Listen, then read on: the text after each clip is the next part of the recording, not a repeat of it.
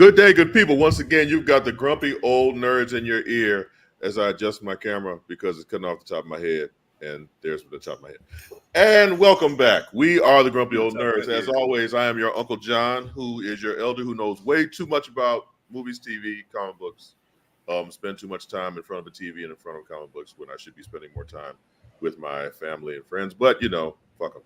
And as always, I am joined by our bevy of hosts.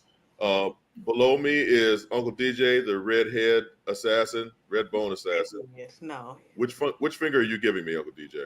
Oh, just the one. Okay, I'm number one. Number one. You're number one. Next to him is Uncle Percy, not in the booty chair, and I'm gonna say I'm a little disappointed that you're not in the booty chair. We are a little bit disappointed. No booty chair. Who are you blowing kisses to? I am apparently. Hey man. Black love, and nothing like it. And over here is Auntie Amayu, who I don't have anything disparaging to say about.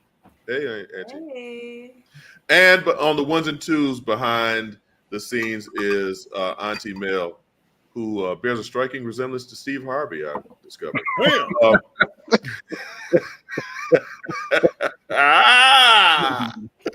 Tonight's gonna be fun. Yes, I am fucking with Mel early because tonight's gonna be fun. I would be remiss if we did not talk about killing babies. So what did you just say? What did you just say about Auntie Mel? What? Oh my God! What? Yeah. You guys don't like ugly. That's why you coughing. Mel can't stand me, and I feel the same about you. So there is a website that is called Cosmic Book News. I don't even know if I should promote this garbage, but Cosmic Book News has put out an article stating that viewers walked out of early screenings of Aquaman 2 because Aquaman 2 kills a baby. Now, taken out of context, this looks absolutely insane. Why would you go to a superhero movie to see someone kill a baby, you would ask? Well, in the comics, I forget when and I forget which particular volume or number of the issue, but in the comics, Aquaman suffers the loss of his child dying at the hands of Black Manta. Black Manta being his arch nemesis. Black Manta kills his son. Now, Black Manta kills Aquaman's son because Aquaman accidentally kills his father, as was witnessed in the first Aquaman film. So, if you take that title out of context, it looks absolutely horrible. But for clickbait and for the necessity of sensationalizing some bullshit, they put that title up there. In our group chat that we all have, all the grumpy old nerds have, Auntie Mel, our super producer, explained to me, I don't care. I don't think anyone wants to see a child being put in mortal danger. And she gave the example of the first scene. Here we go. Yes, here we go. Here he go. Yes, here I go, Mel, damn it. Mel gave the example of the first scene or the first setting in The Flash where inexplicably a building falls and no other patients crash through the windows but the baby ward, and all these babies are flying through the air. Now she said that could be triggering. Mel, please correct me if I'm wrong. You said that could be triggering, and I called, to an extent, bullshit. Now, traumatized. Yes, Mel is traumatized for whatever reason. So, if you have experienced something in your lifetime where you see babies in mortal danger, you become triggered. My condolences. I'm sorry. Whatever. But in a comic book film, in a film with superheroes, people are put in mortal danger. People are considered collateral damage, to be very honest. All the time. People are literally set pieces to be played with and toyed with, while the superhero and the supervillain duke it out. That's just what happens. In the case of Aquaman, that is a part of his story.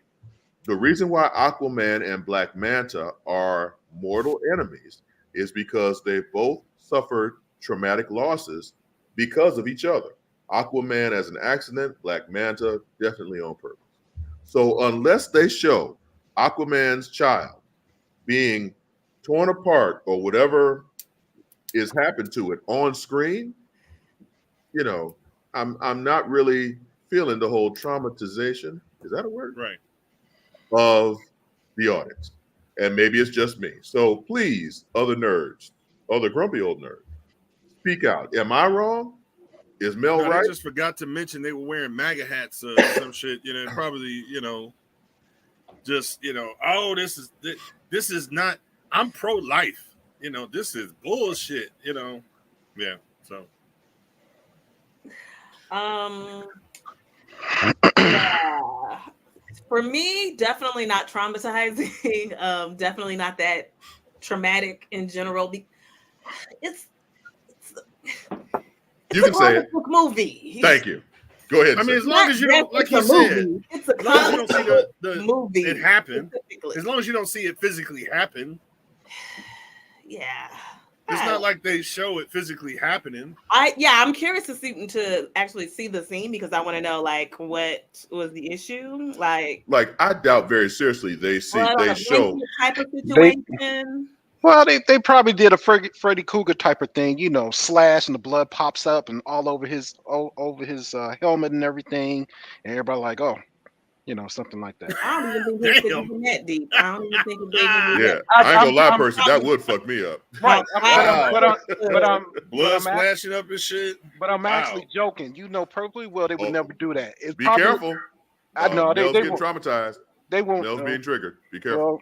Well, damn, trigger this. So anyway, so it's look, every action hero movie we have seen between Spider-Man or Superman or Black Panther, somebody dies in the movie. That's their trauma, and it just because as a kid it shouldn't be no big deal. I mean, kids die in these movies all the time. We just don't see it. Kids been dying in Disney movies, and all kind of shit all our lives, you know? So let me ask this then, and Amayu, you may have a little bit more knowledge of this than my other friends down here. Mm-hmm. When the outrage over The Walking Dead, when the villain killed Glenn, remember that? There was even one before that. Which one? Which one? I want to say it was season 4 or 5 when they were like slitting throats and like the blood was skirting out like that.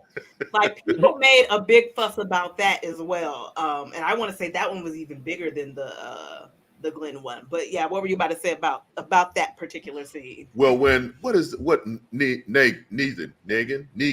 Wow. Jesus Christ. Negan. When Negan killed Glenn, and that was like for real bloody.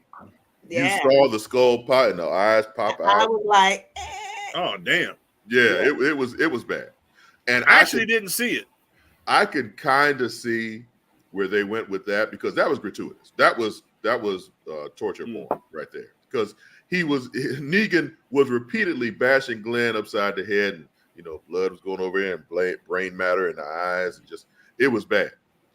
But in the context, to be honest, in the context of the story, you wanted to see how vicious Negan was. Yeah. And how traumatizing it would be for the group. Yeah, but we have just switched up big time though. I mean, we're talking about grown folks now. Like that it's supposed to be about the baby. Like I said, as long as we didn't see it, like, you know, we saw Glenn because it's a grown ass man.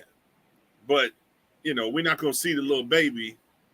But that's what I'm trying to establish. It's like, is it okay to show Glenn being basically beaten to a pulp, but the baby is killed, and Mel, God bless you. You see Glenn getting beaten to a pulp because he's an adult, but the child is killed, and it will more than likely be off screen. I doubt seriously that they will kill that child on screen. Right. One of these days. Right. Now you know the way the world is going, one of these days somebody gonna release some shit where you actually see like baby arm getting pulled off or some shit, the head go, just something. I'm saying no, but I'm saying like there's always movies. Movies are always pushing the envelope. Yeah. But I don't think, and I'm gonna say this, I don't think DC got the balls because DC's fucking up. I don't think DC is gonna fuck up to a point they're gonna show a baby being killed on the screen. If they do that, then DC is just totally fucked up. Again, trying to push the envelope, they may think that that's what it takes to make them edgy. No, I know DC sucks, but they don't go that low. They don't go that low. I don't think they're gonna. We'll see. Yeah, we'll see. We'll see.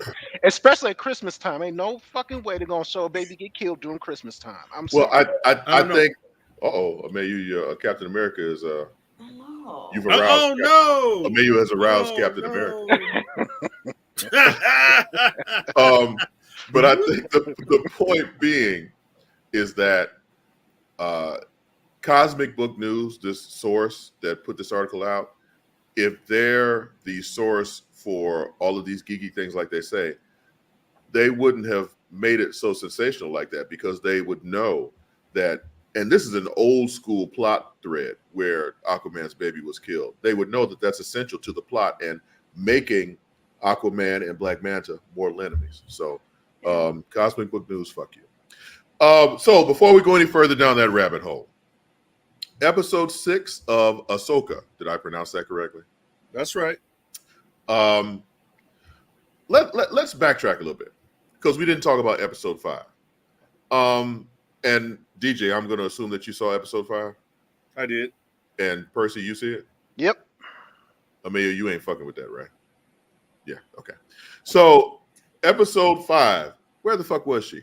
What dream realm was that where she ran into? Oh, and we spoil shit. So if you didn't see these, too damn bad. Yeah. Where was she in the realm of like whatever? So wait a minute. We're going back to 5. We're going back to 5. Yes. Okay, so we're going back to 5. So she was technically dead. Okay. And that's why Anakin said, "I'm surprised." Well, she was unconscious. No, she was dead. She was actually dead. Third fight. No, she was actually dead because that's why Anakin said, "I'm surprised to see you here so soon." She was not. She was not supposed. She was not supposed to be there yet. And then it came back to. They kind of flipped it back and said, "Okay, you can go back. You can go back, but you have to learn. You got to take the final lesson, which is basically defeating Anakin, but not killing Anakin, so she don't go to the dark side and all that bullshit." So right. So that was the last lesson. So when she learned the last lesson, all of a sudden they found she got the glow. Right. When you get the glow, got to go. When you get the glow, you feel the. Oh, sorry. My God. Okay, so that was episode 5 because, and there was just for reference, there was a lot of episode 5 that you would geek out on if you saw the Clone Wars. Right. Cartoon. Oh, absolutely. Okay, because I didn't have any emotional attachment to any of that shit. I was just like, oh, okay, this is nice. Well, I was watching like, you know how we watch The Boys? Yeah. And we go, you know who should be here? The whole time I was watching, it's like, oh man, Uncle Rod should be here. He would love this. Okay. Because I'm not getting this shit. Right. So when Ahsoka was a kid and she was being tutored by Anakin, this was all in the Clone Wars cartoon? Right. Okay. So what's the significance of the battle where they were running through the smoky shit? And what was the significance of that battle?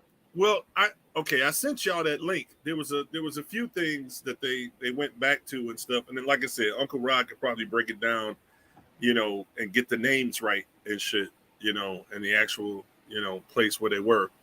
But basically, the gist for me is that she stepped through those times where, she felt a certain way about it. And the whole thing with Anakin, the way it was explained, and it made sense to me. This post from this place, I don't know, but they did a pretty good job. Was that in order not to go to the dark side, she had to go back and face her fears, and she had to go back and face the hatred, that she had at that time because of this and because of that. Mm-hmm. And so following him through, she was afraid because of how Anakin turned out that would be her path as well. Because she's an emotional person, which is the reason that her and Anakin were together, because he was emotional, she's emotional. This is her master, but that's why she left, because she knew, seeing that the way he was going, she had to vamp out. Okay. So now this was like completing her training with her original master. Okay. But they did it in condensed form. Okay. So now with episode 5, okay, I've kind of got a handle on what the fuck I was watching. Thank you. Right. So now with episode 6, yes, we got the space whales, which is the space whales, some cool motherfuckers, man. Are they? Are they though? Seriously? So space whales got jets up their ass. That's why they can propel. Dude, they got the hyperspace shit coming. Man, listen. I'm not comfortable with the motion you were just. I mean, when you put it, when you think about it, and but clearly Auntie Amelia was digging it, man. That shit take you to another world when it clap right, Oh my Jesus. Okay. Know where we're going right now. That's where we went. So okay. So again, we spoil shit on this show. So if you didn't see it, please just mute. Don't leave, just mute. So she, Sabine, who is an annoying ass kid. Jesus Christ, there it goes. Sorry. Please, Amelia, just acknowledge him wiggling himself at you. Oh, thank you. At her. What's wiggling at her? So Sabine finds Ezra, right? Right. And then, so I skipped a whole bunch, but they get to the new galaxy. So this galaxy is so far away that they have to jump in a space whale or have the Death Star engines or something. What is the deal with where they are now? Why is that so different from where they were? Okay, imagine, all right, if you will, imagine you live in Robbins, Illinois, and a motherfucker say, hey, my flight leaves out of O'Hare, and you're like, fuck that. I mean, it's too far. It's way out. Okay. Yeah, you're a Chicago guy. You're supposed to get that joke. It would literally take light years for them to get there. Right. Okay. That's the reason why. And he was exiled. So supposedly he was exiled so far away in a galaxy, literally far, far away. But how did they get there? Well, that was the thing. The witch built the ship that they had never seen before. It's kind of like the Death Star of fucking ships, and with all of those hyperthrusts, they were able to make the jump with this particular. That's why General Hera was like, hold up, what's up with these engines? Like, I've never, we didn't order these engines, we didn't order this shit. What's up? Right. What are you guys building? But how did Thrawn and Ezra get exiled there? Did they have a ship too? And if so, why couldn't they just go back? I don't know who exiled them, because that had to be the end of the Clone Wars or whatever, how the fuck they got there. Okay. But basically, the gist of it is that, in order to get there and to find them, that's why the witch needed that globe with the map and somebody to decipher the map. So that's why they're so mad. That's why Ahsoka is kind of pissed at Ren, Sabina, for not only figuring out the map, but literally giving the map over to them, and twice, and then going with them. Right. So voluntarily. Why is Thrawn such a Grand Admiral Thrawn? Did I say that correctly? Why you see that blue motherfucker? Why is he such a threat? Man, you see that blue motherfucker with red eyes? Aside from being cosmetically unattractive. Come on, man. Look at this motherfucker. He looks like a scroll and the Red Skull all at the same time and shit. Mm.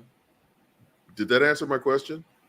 Oh, I'm just saying he's a villain. He's a serious motherfucker. Look at the crew he rolled with, man. This motherfucker is like the disciples, the black gangsters, the vice lords all rolled up into one and shit.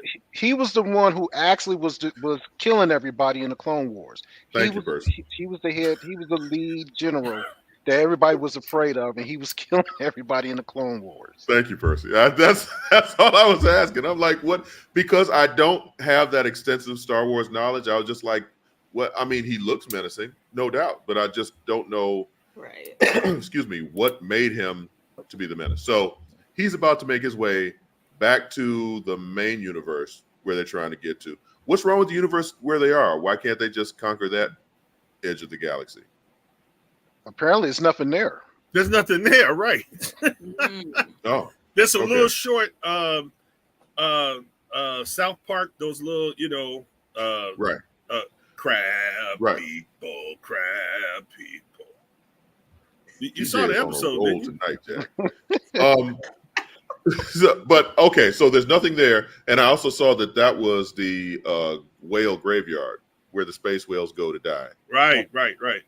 So I was just curious as to why. I mean, to be honest, even though I don't know that much about it, I'm kind of intrigued as to how this all is going to play out. So, and I like the look of the stormtroopers, with the different. You see the way? That's what I'm saying. See, they're making it play on the black, the black gangs and shit, because they had like the gold, and so you really can't see their teeth. So they had like gold and shit, in the grill. No, you didn't get that. I just want to make sure that everyone knows that Grumpy Old Nerds is not affiliated with any gang. The views expressed by any of the Grumpy Old Nerds are not those expressed by not shared with. I'm taking what they give us and I'm trying to interpret it, in a way that people can understand. You know what I'm saying? If you say so. Okay, so I'm now up to speed. But again, I'm kind of intrigued. So as true Star Wars fans, Percy and DJ, are you enjoying this series so far? Oh, yeah. This was a great episode. Okay. Yeah. Percy, you don't sound entirely convinced. Well, I haven't seen 6 yet. So, but damn. But so far, it's good. Man, wait till you see folk the Hustlers. I'm telling you. But so DJ, tell me this, and then we'll get off this subject. But when Ezra and Sabine finally saw each other, right, I was expecting a lot more emotions. They were just kind of like, hey, how you doing? Hey, okay, girl. All right. Sometimes now you got to tap into your acting chops for this one. Now I know you got them. So, when he was casually leaning and shit, and she turned around. What, you can't hear me? No, I was saying acting chops. Go ahead. No, it was a very lame joke. Go ahead. Dad joke. Hey, tonight, all jokes aside, I mean, but no, when she turned around, it was like one of those moments where there's so much emotion that she couldn't, like she, just so much. She was just stunned. She was just like, oh my God, like all this time, all this effort, and he's finally here. Right. So it was just like so much that she couldn't even move. You know what I'm saying? All she could do, So one of those less is more type of thing. It was one of those less is more directed. The director was basically like, okay, I need you to, that's a directed thing. So if I'm Ezra, I'm stuck. I've been stuck here in the wilderness for however long with the crab people, right? Crab. God knows what I've been through. God knows what I've had to fight to survive. Right. If I'm Sabine, I literally went against my master's wishes. Yeah. Gave the enemy the ultimate prize. Yep. Have been shackled. And now I'm on the far other side of fucking reality. So I have traveled light years to find your black ass. Yep. I'm going to scream and shout throw my hands in the air. I'm going to become a little girl. Ah! And run and give you a hug and all that shit. So I think in a case where and don't get me wrong, I enjoyed the episode. I think that was a tactical error in their greeting each other. But I don't know these characters. They might have thought cool like that. They might have thought that would have Jar Jar Binked it up a little bit too much. You know what I'm saying? We don't need that. No, we don't need that. We don't want that shit. I just feel that there should have been a little bit more. I got you. I mean, he did play it cool and shit. Like he had no idea. Cool. He had no idea anybody was gonna come, rescue his ass. Yeah, I mean, then when she shows up, he's just like, "Hey, fancy meeting what's up, baby? Here. Hey, what's up, baby?" Right. Yeah, he did. Yeah, he did. You're right. So, you're right. Maybe it's just. I mean, at least if she didn't react that way, he should have been like, "Oh, I'm saved. I'm going home." Right. Lord Jesus Christ, help me, Lord. I'm saved.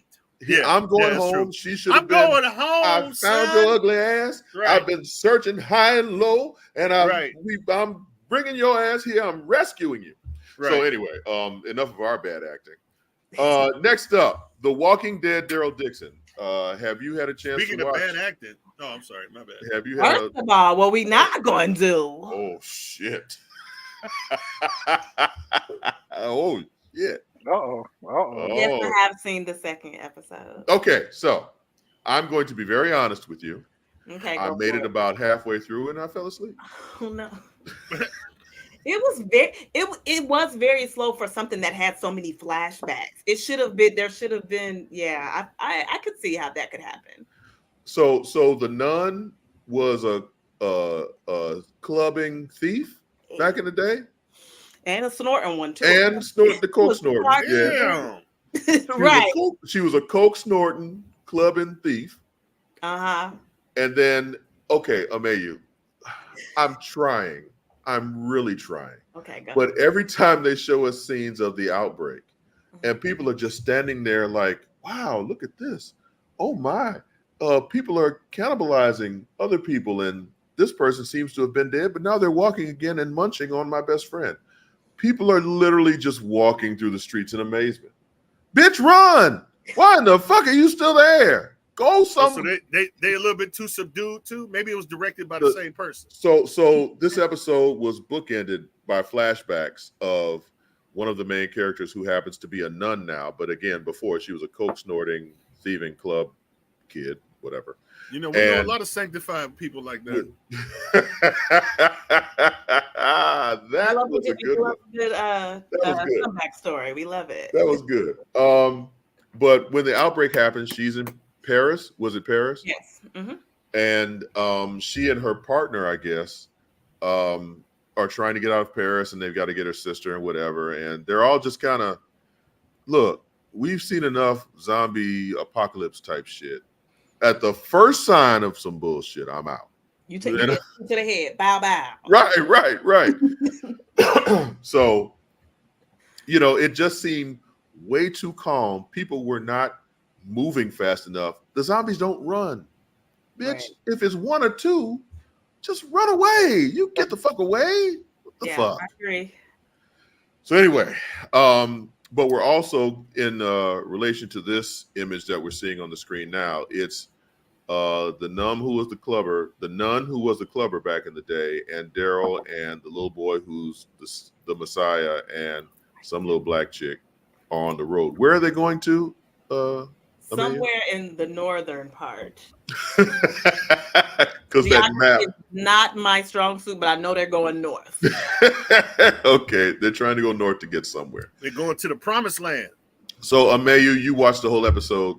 Please tell me it got better after that first 10, 20 minutes. It did. It tied up some loose ends. And Daryl fared better than he did the first time he ran into like a squad of kids. I don't know if you remember that throwback episode from way back in the day when him and Michonne ended up kids and yeah. So it definitely fared better than that one. I guess like French kids are like better or whatever.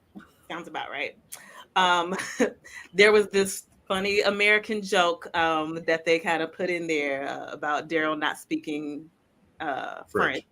Right. That was cute, but I I liked it. I'm looking forward to seeing where this goes. Like I said, I'm gonna hang in there. I'm gonna sit beside him. I'm interested as where it goes. This weekend I'm gonna try and finish this episode, and then I'll watch the new episode on Sunday. But it's falling into the trap of all the Walking Dead shows talk too fucking much.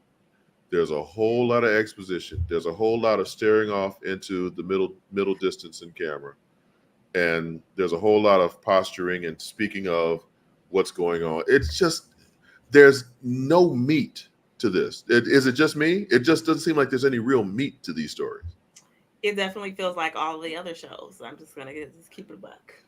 Except now we're focusing on Daryl, which I guess is why they called it Daryl Dixon, just so that we could just focus on him, I guess. Right. But we'll see. I mean, I think the character of Daryl is actually pretty interesting. I like to see his character progression, because when he started out, he was a redneck hillbilly. He's still a redneck hillbilly in Paris. Right. Wasn't that a movie? Right. If it's not, it should have been. So let me tell you, this also, and I don't know if you saw this movie, Amayu, but I know Percy and DJ did. I'm getting hints of Escape from New York. Okay. Okay. Yeah. And Daryl Dixon is like a hillbilly Snake Plissken. Snake Plissken. There you go. Right. And he's stuck in an environment that all the odds are against him, and he's trying to get to a specific destination. It's kind of Escape from New York. Man, listen, you're gonna make me have a 2-movie marathon tonight. Yeah, I wouldn't mind seeing that again. It's been so long. What, Escape from New York? Escape from New York was the Escape from New York and Escape from what was the other one? L.A. Yeah. I don't know about that one, but Escape from New York was the shit. Hey, they didn't want to fuck with Escape from Chicago. You noticed that, didn't you? Snake wouldn't have made it. And on that note, I'm a roll into this. On that note, Question. Oh Lord, yes. So in this show, does a baby die? Does the zombie eat the baby? You know what? Wait, you see any French zombie babies walking around? Yeah. Wait. Just want to make sure. A baby doesn't die, but there is a young child who is placed in mortal danger almost all the time. So there have been like not baby, but child walker deaths in the Walking Dead universe. It actually started out with the first main walker being a child. Yeah. Mel wouldn't like this show. There are too many children who are dead and walking around eating people. Turn to walker, that baby getting. Damn. So Mel, if that's enough of an roll over into our next commercial, after these messages, we'll be right back. Since 2002, Empowerment Resources, Inc., a nonprofit organization, has empowered more than 1,500 youth and adults in Duval and surrounding counties. Through its programs, Journey into Womanhood, Girls Mentoring, Life Skills for Teens, and Parenting Education Coaching. To get involved with programs, volunteer, or donate, visit www.empowermentresourcesinc.org. Follow us on social media, facebook.com/empowerment.resources and instagram.com/empowermentJAX. The human voice has always connected audiences with experiences. Major brands all across America have trusted Kever's voice time and time again. Conversational, powerhouse, intelligent, and sincere. That's the voice you need for your creative marketing process. KEAVERSVOICE.com. Kever's Voice, Kever's Voice, KeversVoice.com. Always on, all the time.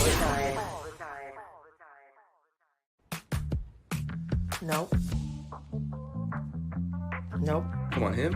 Ooh, I like him.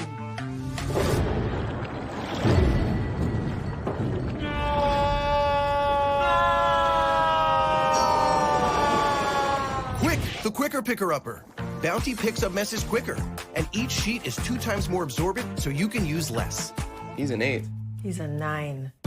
Bounty, the quicker picker-upper. From novice to aficionado, find yourself here. High quality cigars plus personal customer service. Slow Burn is Waco's only mobile cigar lounge, featuring a meticulous, curated collection of premium cigars. Visit our website, www.slowburnwaco.com. That's www.slowburnwaco.com.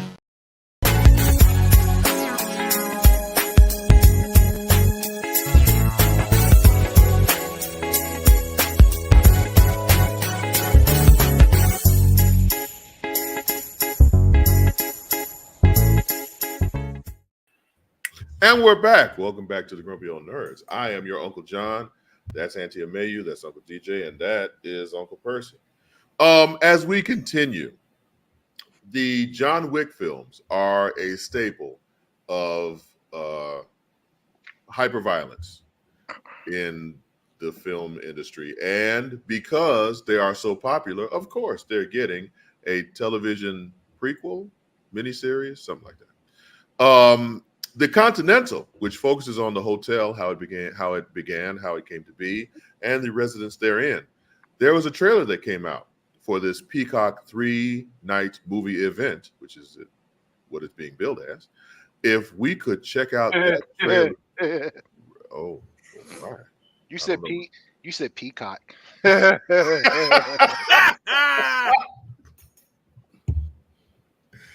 Oh my God. We're all 12 years old. So yes, let's watch the Peacock trailer, please. A suit doesn't make a man. It's inside the suit that counts. It's resourcefulness. And perhaps an open heart. Oh my. Well, what are you waiting for? I haven't finished my drink. Bitch. This sacred institution wields power beyond your imagination. Winston, your brother stole something from me.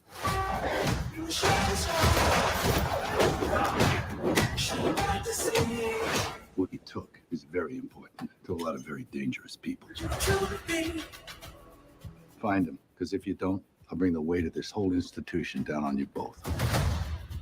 Sharon, show our guests the door. We made a big mistake coming here. You're my brother, Frankie. We have to strike first. And I need all the help I can get. How are we supposed to believe a guy in an ascot can pull this off? It's a cravat. If we're gonna take on the Continental, every freak in that hotel will be after us. Well, that's lovely. We need guns. Lots of guns.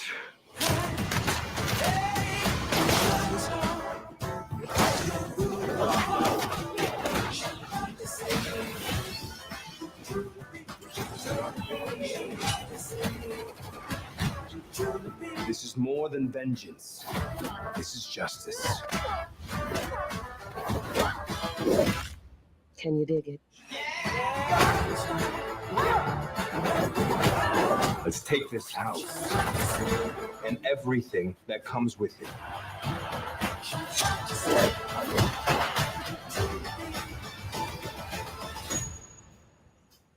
And away we go.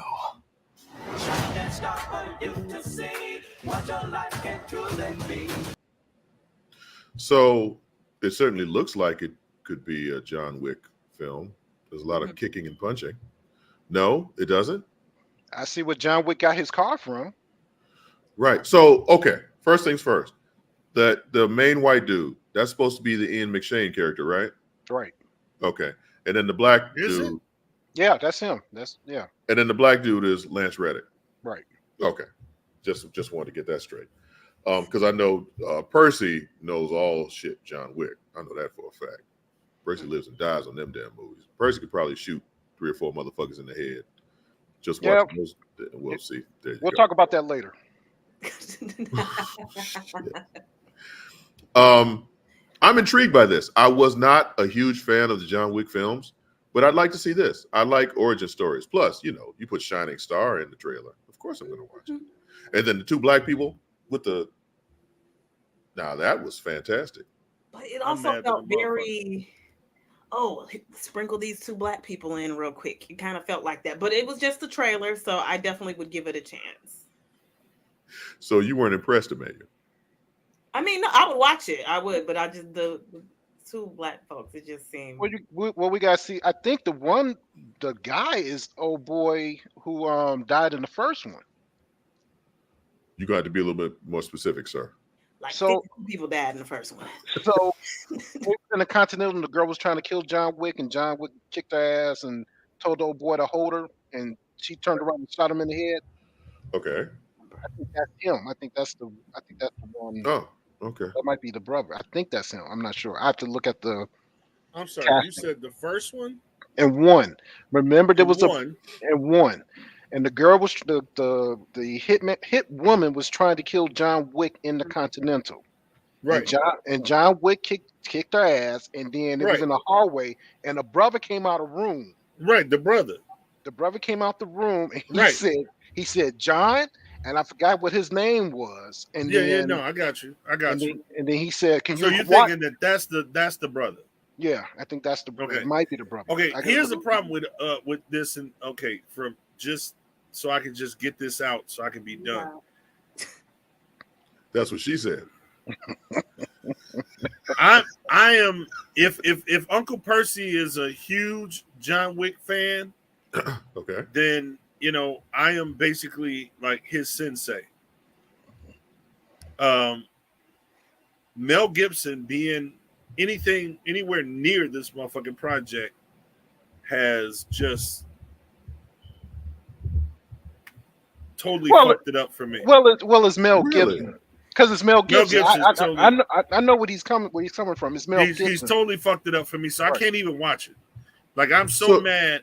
I've been following all of this shit for I can say years, because they've been teasing this shit since COVID and since the last John Wick, and it was like, oh, they're gonna do the Continental, and it's gonna be great, this and the other. And I've been waiting, and then they put Mel Gibson in this shit, and I'm like, fuck. So you're talking about his anti-Semitic remarks? Not just anti-Semitic. Oh, he what said else the N-word plenty of times. He said something about us too? Yeah.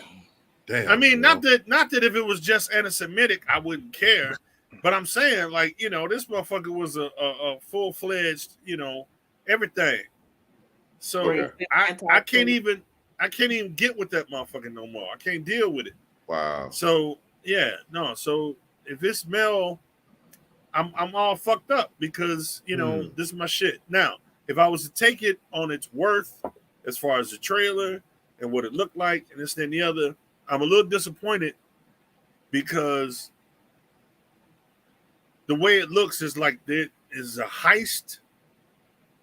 They're doing a heist against the Continental, so they're outside coming in, where I thought that, especially with the Ian McShane character and the brother, being so, just integral like this, that their bond, especially at that Continental in New York, was so strong that we would see how they and maybe that's what this is, that they attacked the Continental, and so they became the keepers of the Continental because of whatever the fuck. That might be the case. Yeah. But I just thought that, maybe they would show the assassins being instrumental in, especially in that time in New York, the assassins being instrumental in, like, keeping regular folk safe when, the real gangsters, fucked up. And so I was hoping they'd go a different way, where you had like the 5 families, and nobody could go against the 5 families, but you had the Continental that, motherfuckers put contracts out like, hey, the only defense we have against the New York 5 families is the Continental. So I thought it would go the other way. Right. So, but the Continental is the safe haven from everything. Right. Oh yeah, for the assassins. Right. So For the assassins. You weren't looking at it as because it's called the Continental. So you weren't looking at it as the origin story of the building itself. You were looking at it for something about the 5 families and the assassins. I was looking at it as the assassins were, especially in New York. This Continental's in New York. Right. And you have like all the 5 families. So, you hear this lore. We've always heard the Godfather lore and all of this stuff where it's like, if the police can't handle it, then you go to, your local Godfather or whatever and say, hey, right. My landlord this, or this guy, this, and, can you help? I mean, the 5 families are criminals, yes. But in those days, they had a code where pretty much the neighborhood was quote unquote safe because, they took care of their neighborhoods, So I was looking at the Continental as this, this band of assassins that would handle shit even outside of that. So you got the police, you got the gangster mafia, 5 families, and then you have the the Continental, the assassins, right, which took it to a whole nother level. Okay. Well, I mean, we don't know. Maybe it will turn out that way. You never know. But wow, DJ is truly disappointed with what he saw. Damn, I hope it turns out better for you. But anyway, I read an article the other day, and it disturbed me a little bit. So we all know the Marvels, the next Marvel film that's coming out, the Marvels, which is starring Captain Marvel, Monica Rambeau, whatever iteration of superhero name she's going to use, and Miss Marvel, and it's directed by a Black woman. Right. I read an article saying that this film is the highest budgeted film ever directed by a Black woman. Mm-hmm. Now, I think we all could have guessed that was going to be the case. That's not the issue. I think the fact that it has to be publicized as such, I have an issue with that, because why can't this just be another Marvel film directed by a Black woman? Push it out there, see how it does. Now it's just like, okay, if it flops, if it doesn't make the money that Captain Marvel made, it's because it was directed by a Black woman.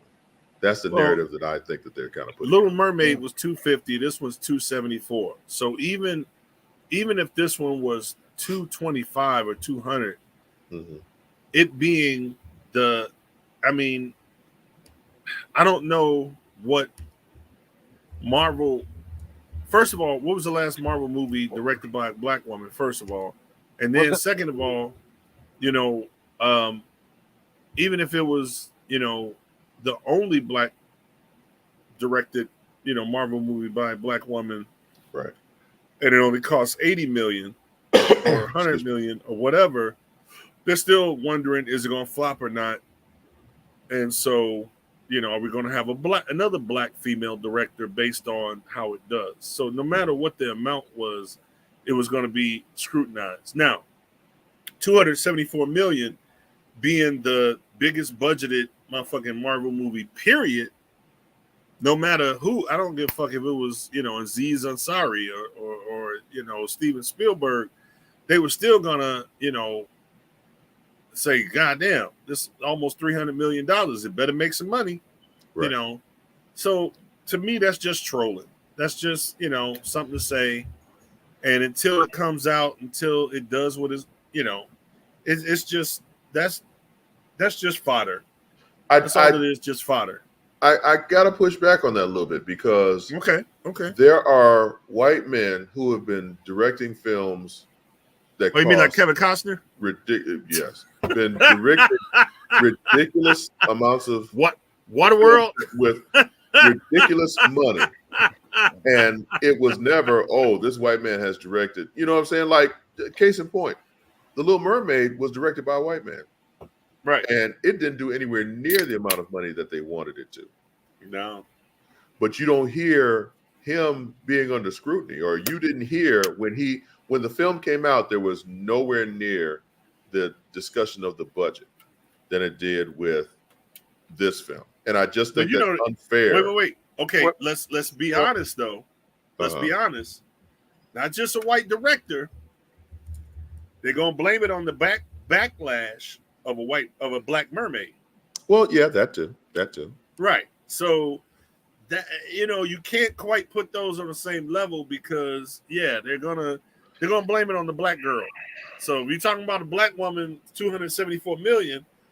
I mean, you got a black mermaid, 250 million. So but was the girl really blamed for the film not being that good? And personally, no, I'm not saying it was. I'm just saying,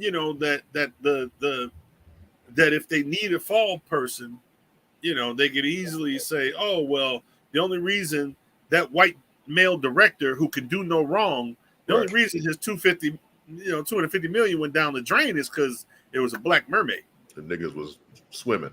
Go ahead, Percy. You're gonna say something. Well, I'm gonna say I don't think this is a Marvel thing. I think this is overall a Disney thing, and I think they just want to pull out there and say, "Look, we're diversified. Look, we just gave this black woman one of the highest paid movies ever to be made here. So see, we're diversified. See, we give black women all this money and do all this stuff, and we got a black mermaid. And look over here, we got a couple of gay characters coming out for the next movie.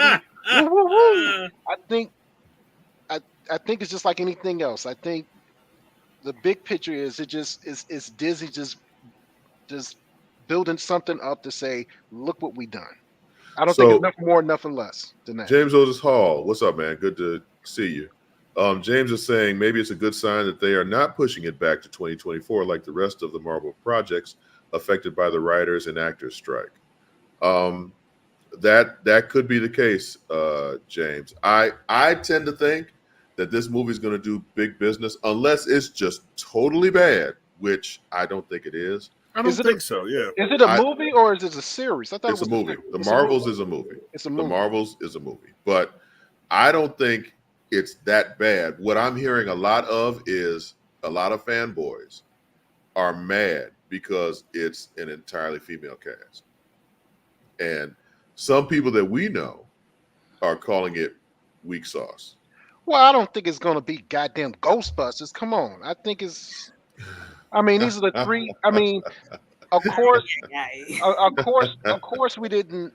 Of course, a lot of people didn't like the Miss Marvel movie, right? Because of the actor. Miss Marvel, the movie. Wait. You're talking about Captain Marvel. I mean, Captain Marvel. I mean, a lot of people didn't like. A lot of people didn't like Captain Marvel. Really? I thought Captain Marvel did well. Oh, it did well. No, they just didn't like the. They didn't like the actor. It wasn't good. Didn't like her. Sorry. Didn't like her. Right. A lot of people didn't like her. She didn't have enough ass, Oh, let's make it clear. She suffers from no ass at all. Yeah, she really does. She really does. But go ahead, Percy. Finish your point. And she was just playing Jane, but that's a whole nother story. And then, of course, Miss Marvel did very well as a series. And then everybody wants to see Rambo blow up as her character. Right. So it's if it's going to be a movie, it's going to be good. But yeah, like I said, I think the bottom line is Disney just trying to tell everybody, look what we're doing. We're actually doing what you guys are asking us to do. We're diversifying. We're giving black directors a chance. And look, we even got a black female to do this particular movie with an all-female cast. I mean, unless it's gonna be like Way to Excel or something like that, some kind of shit like that where it just blows up. So Amayu, what are you more excited for this film because it's female driven or driven by a strong female cast, or are you more excited about this film because it's just another chapter in the whole of the Marvel lexicon? She's like all of the above. Yeah. The main thing is, yes, I do want to see more of what's her name? Monica Rambeau. Yes, Monica. Even that annoying kid, I want to see her too. Damn. I'm so, like she's doing her job because I'm annoyed by her. So she's doing her job. I get it. But the main piece is because it's part of the Marvel universe. Let's just be honest. Okay. If they like pitched this and it was just some random sci-fi movie, I'd be like, give me more. But since I know it's a piece of the pie, I'm gonna be like, okay. Hush. So it's not more appealing to you because it's no. Damn. That's not what makes a movie. Oh. It doesn't. So I guess we're the only feminists, the real feminists here. Maybe. Because I'm gonna be real honest. I'm a little salty because we get an all-female superhero group. That's fine. Where's my all-black superhero group? For real. I need. Ready for that. He died. Clearly they're not. Clearly they're not. Because give me Black Panther, Luke Cage, he's Captain America now. Captain America, War Machine. I'm there in a heartbeat. Like for real. Just when Rhodey showed up in Falcon and the Winter Soldier, even though it was a Skrull then, I was excited. I was like, okay. And when Nick Fury and Rhodey had it out, even though he was a Skrull, I was excited to see. Now that was cool. Two black characters. When they just kind of had their little, that they had that exchange. And for me as a black, look, my 14-year-old black self was like, wee, because this is something I've been waiting to see my whole life. That was like Black Heat, Black Heat. When De Niro and Pacino was cross from each other and shit. Black Heat, that sounds like another film I watched when I was 14. Yeah. So, before we go any further down that particular rabbit hole, let's go to a commercial break. My voice fucking cracked like I was. Yeah, it's time for a break now. Your voice cracking like you watched that movie Black Heat back in the day. Yeah, I was watching Black Heat. So, Amayu, I guess this is where we tell you bye because you're on the road. Oh, yeah, I have a flight tomorrow, so I have to get up early and take care of some business. But it was lovely. Whatever, man. It's like what, another half an hour or something? Well, y'all have a good night. You're like, whatever, motherfucker, I'm out. So, Mayu, safe travels. We'll see you next week, hopefully. Thank you. Different background because I'm going to be in Oklahoma City, so. Oh, shit. I know, right? Damn. I know people in Oklahoma City. Anyway, so after these messages, we'll be right back. Itchy, squirmy, scratchy, family not getting clean? Get Charmin Ultra Strong. Go get 'em. It just cleans better. With a diamond weave texture, your family can use less while still getting clean. Goodbye, itchy squirm. Hello, cream bottom. We all go. Why not enjoy the go with Charmin? At Hampton Law, our primary goal is to provide non-traditional yet effective solutions and redefine the approach to client legal concerns. As your trusted legal advisor, we believe in sophisticated, personalized services that eliminate the confusion and complexity sometimes associated with legal matters. Our high standard for client care and concern, coupled with our extensive legal knowledge and skills, make Hampton Law a resource focused on the protection of the client's interest and overall goals. We value our clients and truly enjoy working with them. Visit thamptonlaw.com to conveniently schedule an appointment online. Tamika Hampton Esquire, 1631 Rock Springs Road, Suite 336, Apopka, Florida, 407-494-1471. thamptonlaw.com. Nope. Nope. Come on, him? Ooh, I like him.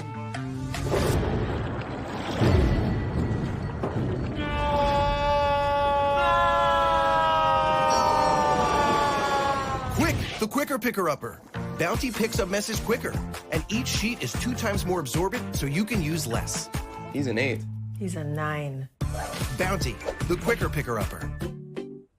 From novice to aficionado, find yourself here. High quality cigars plus personal customer service. Slow Burn is Waco's only mobile cigar lounge, featuring a meticulous, curated collection of premium cigars. Visit our website, www.slowburnwaco.com. That's www.slowburnwaco.com. When it comes to professional learning, teachers deserve better. From the leader in online learning, Stride brings you the Stride Professional Development Center, an on-demand library of mobile-friendly courses that gives teachers choice and flexibility, allowing them to learn anytime and anywhere. Our dynamic courses provide bite-sized learning and help educators advance their knowledge while also gaining professional development hours. It's time you take charge of your learning. Visit us today to get started.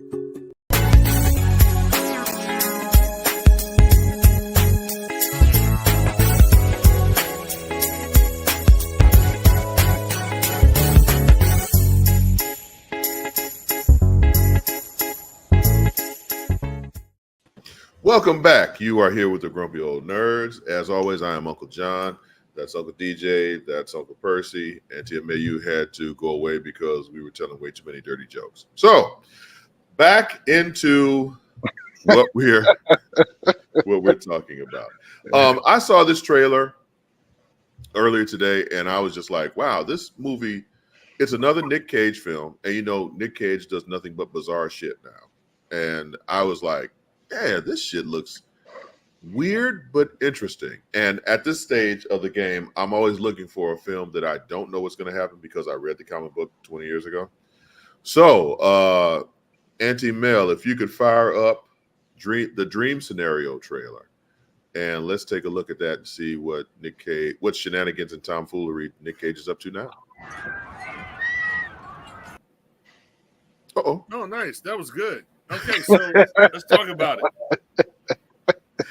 That was fantastic. Look, so yeah, it's us again. If you were expecting the Nick Cage romp, must be some baby killing.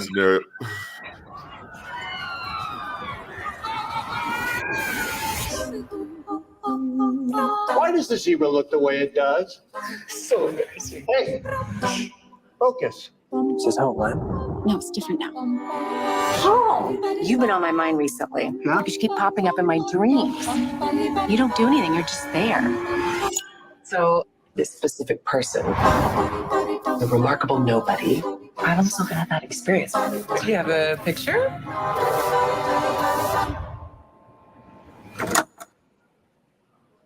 Have you been dreaming about me? Have I been dreaming about you? Yeah. There's like 100 messages. Nobody wants to interview me. This is strange. Maybe you should take a minute and think before you do anything drastic. Why me? I don't know. I'm special, I guess.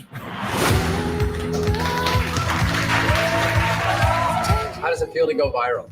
Who's actually had a dream about me?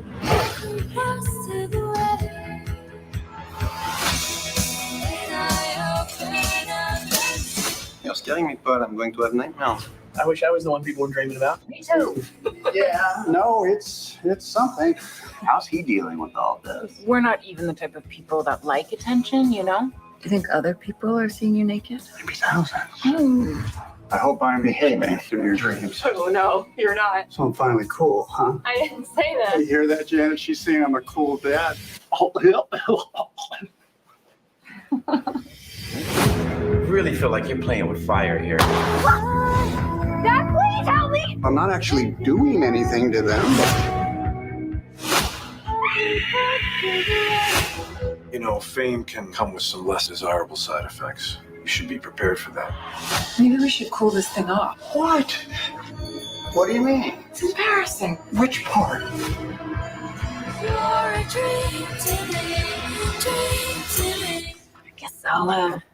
Guess I'll see you in my dreams. Yeah. Of course not.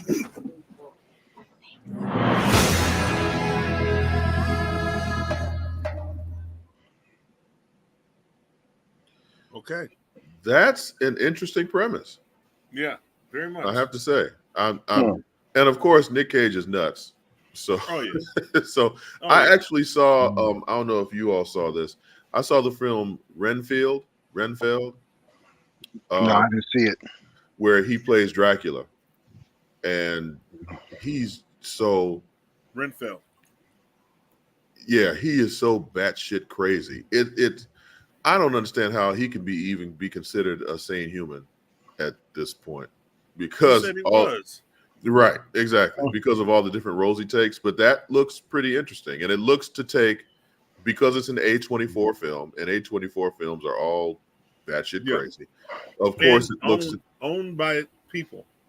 It of Regular course folks. it takes a dark turn at some point, and I'm expecting nothing but hilarity and chaos. So, yes, if you have an opportunity, check out Dream Scenario. It looks pretty cool. So It does. Because it's just the fellas now. Of Yep. course, we're going to talk about some dumb shit. So hold on. Bunch of hard legs. Did you guys bring up the Outlaw Johnny Black trailer?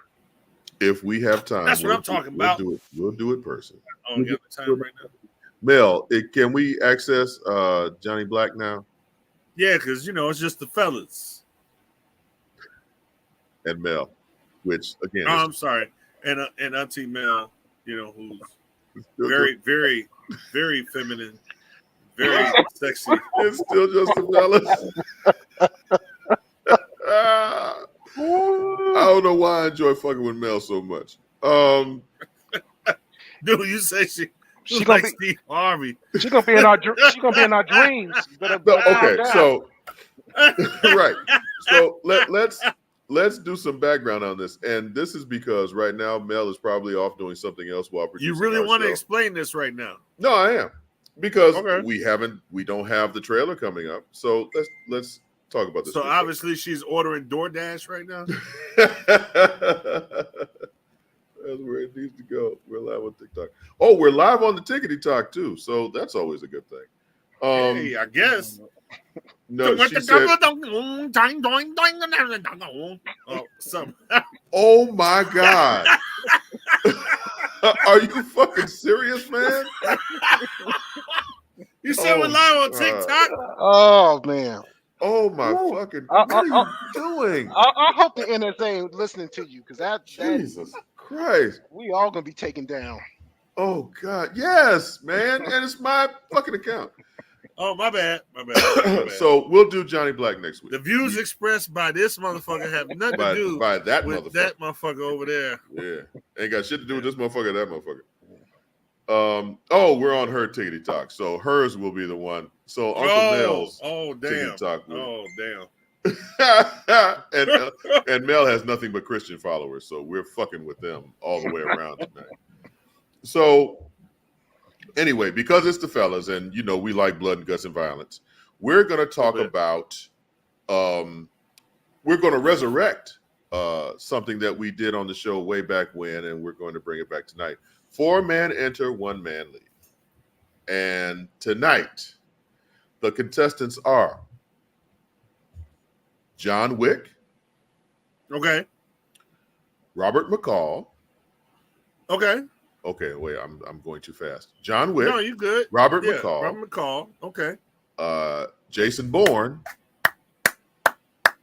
And whoever this chick is. Yeah. Gal Gadot, Heart of Stone. I haven't seen Gal this film. Gal Have you all Gadot. seen this movie? Yeah. Fuck yeah. Oh, damn. So I'm out of the loop. Okay, so 4-man enter, 1-man leave. How we want to do this? Do we want to just say who we believe the winner would be, or? No. How we used to do it. Come on now. I'm sorry. Okay, first person out for me. Okay, There you of those go. 4. There you First go. person out, and I hate to say it, but it's got to be Robert McCall. Just because he's the oldest. That's the only reason. He's the oldest. DJ, what about you? My first out. Damn. You know what? Fuck you, motherfucker. Yeah. Yeah. No. It's yeah. It's Robert McCall. Yeah. Yeah. Yeah. Because Okay. wait a minute. I mean, literally, he checks his watch to go. Okay, let me see.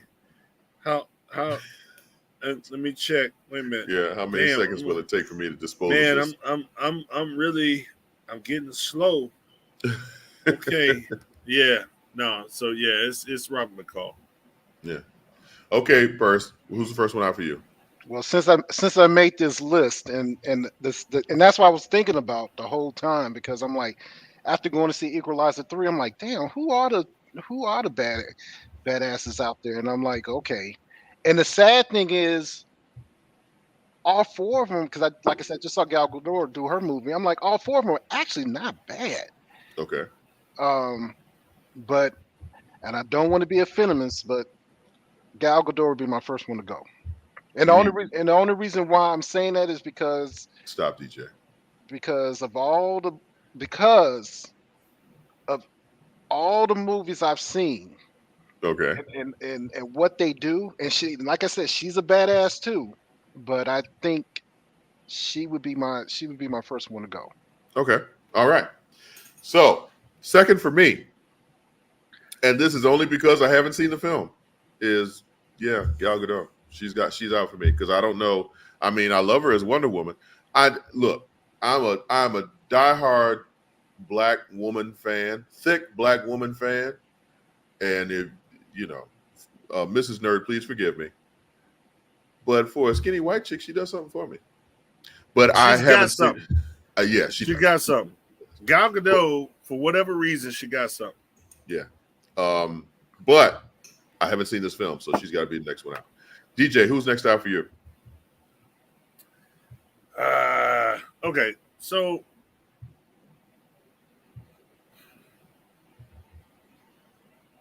he's really thinking. I am. You know you want to say it. Go ahead. Miss Gal Gadot. It is. I've seen the show. And the thing is that like if you see the show and you see her motivations, you see what kind of backup she has, what kind of gadgets and all of that. Like she's more of a kind of a she's got some James Bond type shit, Mm-hmm. And John Wick and Jason Bourne like don't have that, Yep. They don't have technology backing them up to that extent that makes them badass. So she has a handicap in the sense that she needs, the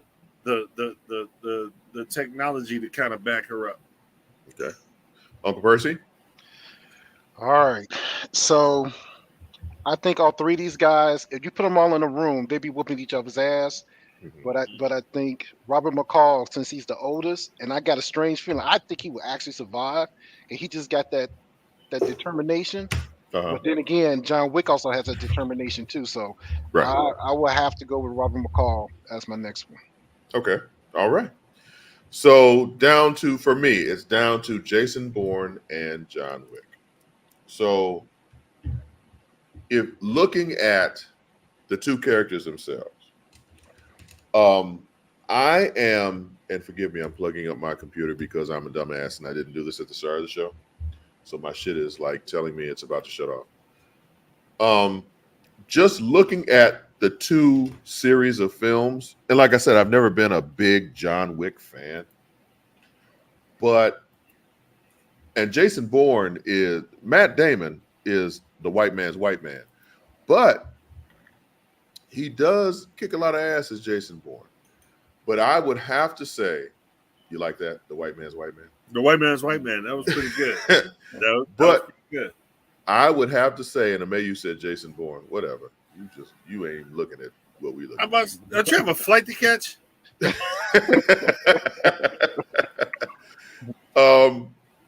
Second would be Jason Bourne for me because Keanu Reeves just has he's got it. He's got a certain thing. And when he kills motherfuckers, it's stylish. When Jason Bourne kills people, it's stylish, but in a stiff, soulless kind of way. John Wick for me is just kind of like, double tap to the head, bop, bop. You know, no matter what happens, he's gonna make sure he give you one extra shot to the head just for the one extra. Even though you know this motherfucker dead. No. I got to be sure. John Wick, Papa. This mother. One more. John Wick. Wait. If John Wick was in The Walking Dead, he'd be fine. Man, listen. You know, that would be everybody gets shot. You know, everybody would be good. Everybody gets some straight to the dome, Jack. Man, listen. So yeah, 2 is Jason Bourne. Number 1 is John Wick. Go ahead, DJ. Who you got? No, you're right. Man, dude, I second that shit. Okay. All right, Uncle Percy, who you got? You know what? Y'all about to hate me, but I'm about to change my third. Because just of what you just said, John, about John Wick. So I'm gonna make Jason Bourne my third, and I'm gonna make Robert McCall, just because of what you just said. Because Robert McCall is just like John Wick. He will fuck you up. He will fuck you up. That's true. He might be older than Jason Bourne, but when it comes to killing style, he's just like John Wick. He just older. I'll give you that. So I'm gonna change my 3 to Jason Bourne and make Robert McCall my number 2, and of course John Wick number 1. John Wick's number 1, baby. Keanu Reeves, man. He'll kill you with style and substance. Man, listen, there hasn't been an assassin. I mean, as cool. Come on. Yeah. As motherfucking ruthless. Ooh, John Wick. I agree. And with that brings us to the conclusion of another successful 4-man enter, 1-man leave. And after these messages, we'll be right back. If you think all pads are exactly the same, think again. This is Always Ultra Thins reinvented with the Always Triple Protection System. This pad wicks gushes 90% faster, absorbs even more so you can feel dry, and locks odors in. Rethink your pad for up to 100% leak-free and odor-free comfort with the totally reinvented Always Ultra Thins. This is always like never before. The Cuvée Group is a Florida-based marketing and training consulting firm. We help businesses communicate to their target audience and engage them in conversation. We also help to expand their audiences, which will ultimately result in growth for those organizations.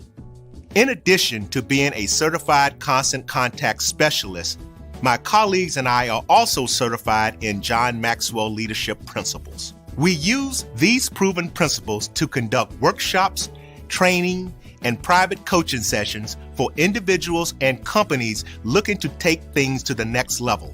Contact us to schedule a free consultation. Issues today, don't delay, call Cuvée. As technology continues to bring changes to the world of education, it's time we also reimagine teacher professional development. Gone are the days of one-size-fits-all learning that can only be accessed at a specific time and place. The Stride PD Center is an on-demand library of mobile-friendly courses that allow educators to learn anytime and anywhere. Our dynamic courses provide bite-sized learning and help educators advance their knowledge while also gaining professional development hours. The best professional development plans are those that include a level of flexibility and choice for educators. Whether you're a teacher, school, or district, visit us today to take charge of your learning.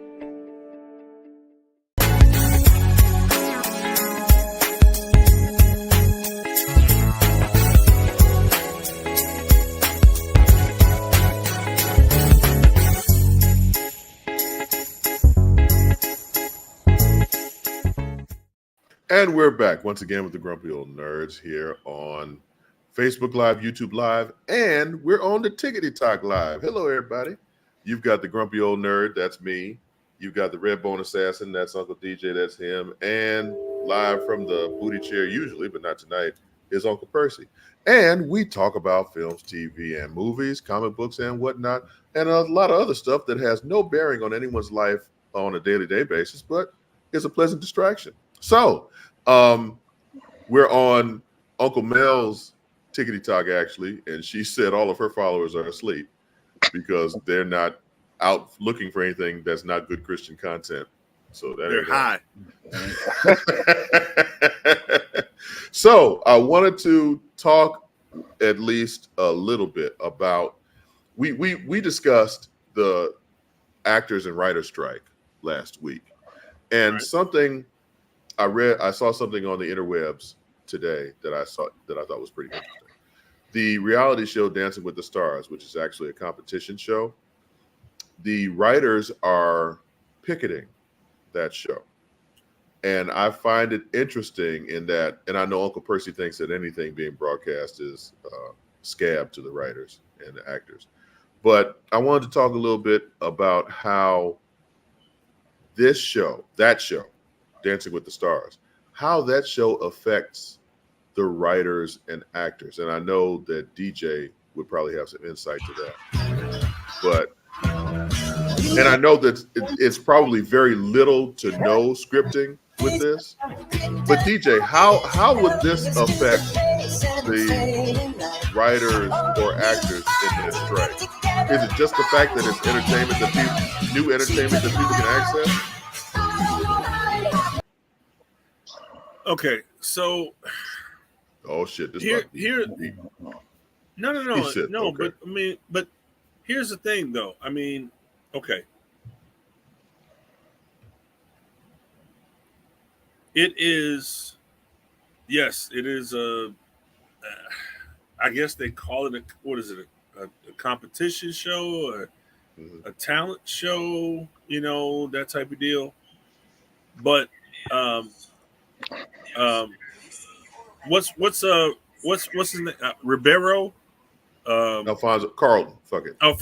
Thank you, Carlton is definitely a member of SAG, right? Who's on strike. There are other members of SAG that are part of this show that are supposed to be on strike. So, yeah, you've got some athletes and you've got some politicians or whatever. Like, they have these different people that may or may not be a part of SAG, necessarily.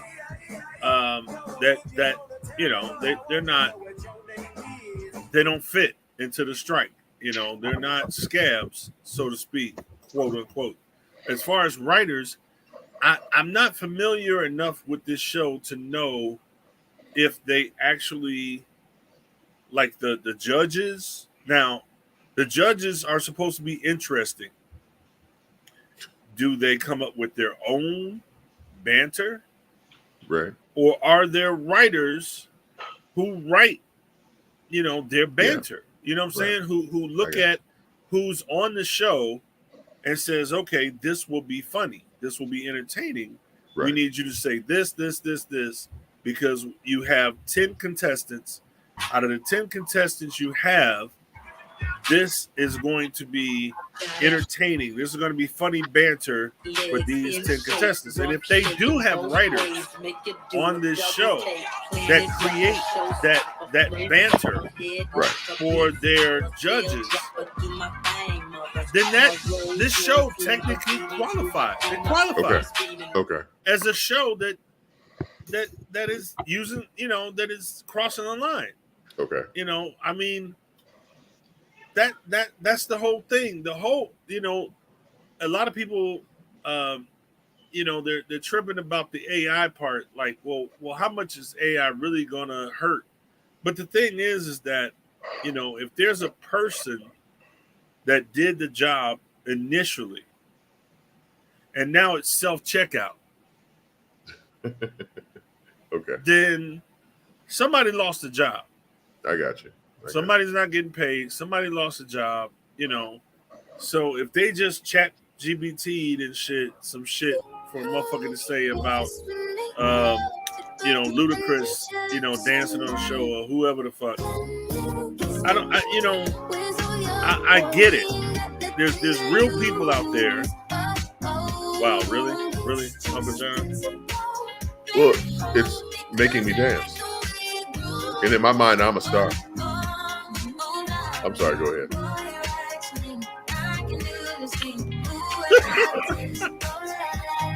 All I'm saying is, if there's real people being affected, right? They used to have a job, they used to have an income, they used to be able to take care of their families, and now they can't. And going forward, if this continues, then it's going to be Walmart, and you're going to, you're not going to get any, cashiers. Yeah. You're going to get, a self checkout, as far as the entertainment is concerned, right. And that's why the writers and the actors are striking, because they're like, hey, technology has gotten to the point where you're not going to know the difference. Now, you may, as a consumer, mm-hmm. you may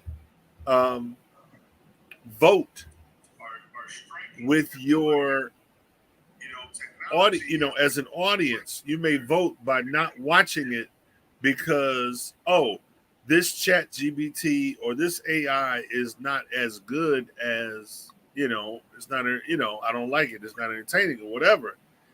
And the producers and the studios don't give a shit because they're just, going to throw shit at the wall like spaghetti and see what sticks.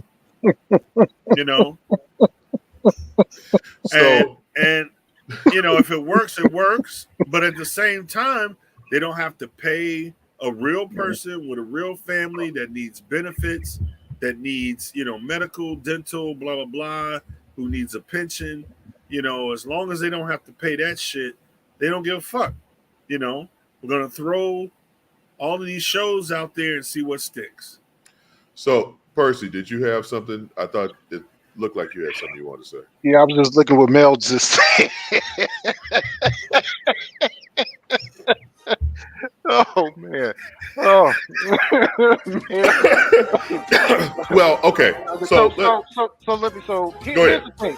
So, like I said before, especially this show, and let's say what's that show? The Golden Bachelor, things like that. Is that actually? It's all competition, but is it still violating? Scripted, yeah. What SAG is saying it's not violating, but at the end of the day, I think it is. Especially when you have certain people that are part of this organization and still doing things. Just like with Bill Maher and he backed Drew Barrymore. Yeah, Drew Barrymore. They Jennifer both backed Hudson. down. Jennifer Hudson. They all backed down because they're like, we're actually part of this, and yes, we can get away with it, even though SAG saying it's okay. We still should not do it just because we're one of them. Oh, I'm sorry. Go ahead. Go ahead. No, go ahead. It just seems like it's starting to crumble a little bit. Yeah. And maybe it's just me, but it looks like between first it was the talk shows, now it's Dancing with the Stars. And the networks and production studios are saying, we've got enough content for 3 years where we could you won't start missing shit for another 3 years because we've got stuff stored away. It just seems like, and I'm all for anybody getting more money. I am. But it just seems like that the actors and writers on this, unless the studios just on their good-hearted natures want to give in a little bit, it looks like if the studios really want to be dicks about it, they could dig in and not give them not give them jack shit, and they'd be a-okay for quite a while. And I don't think that serves the people who are paying rent and who have light bills due and shit. So okay. So let me ask this: Mel, stop showing these damn videos. Please stop showing this bullshit. Now, I like these videos. No. If she can show that shit, we got time for Outlaw motherfucking Black, Johnny Black. Go ahead, Percy. So I forgot my train of thought.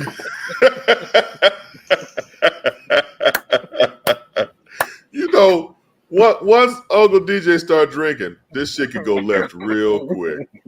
Wow. Wow. Here you go. Really? Here you go. So, all right. Well, Well, fellas, we are getting close to the witching hour. Yes, Mel, we know it's 10 o'clock. It's getting close to the witching hour. So, Uncle Percy, anything you want to leave us on the way out the door? Yeah, just my condolences to the Cooper family. You know, yes, we all play football with Coach Cooper. Just sorry for the loss. I guess we're going to be waiting to see. I guess Maurice is going to try to put something together so we can send flowers or find out where the arrangement's going to be. But yeah, rest in peace, Coach Cooper. Yeah, if you played football for the Whitney M. Young Magnet High School in the 80s and 90s, Coach Cooper was a staple of the coaching team, and he passed away. And yes, we offer our condolences. And Coach Cooper was always, of all of our coaches, some of them were some motherfuckers, but Coach Cooper was a good guy. Yeah. Uncle DJ, anything on the door? I got one more thing. One more thing. Sorry. Go ahead. So, because you started your AMP show, I think I'm going to start my own AMP show. It's called Funk Nova Radio with DJ PC Jr. That's me. So, DJ PC Jr. That's a lot of letters. That's a whole. What DJ? Wow. No, I'm just. So what is the show? DJ PC Amp. What now? So it's going to be on AMP like Uncle John's show, the Grumpy Old Nerds Okay. Part 2. But mine I gotta is look called up AMP. Okay. Yeah, so mine is going to be called Funk Nova Radio with DJ PC Jr. Yes. And what is it a music like? It's music. I'm going to talk about current events, health, things like that, politics, whatever we're going to do. But majority of it, of course, is going to be music. So AMP is a good platform. AMP is a great platform. If you're just looking to try some stuff out in terms of radio broadcasting, AMP is a great. And you can bring your own music, or you have to select from their particular library, but their library is pretty extensive, so you can find most of what you want to play. Yeah, you should. Uncle DJ, anything on the way out the door?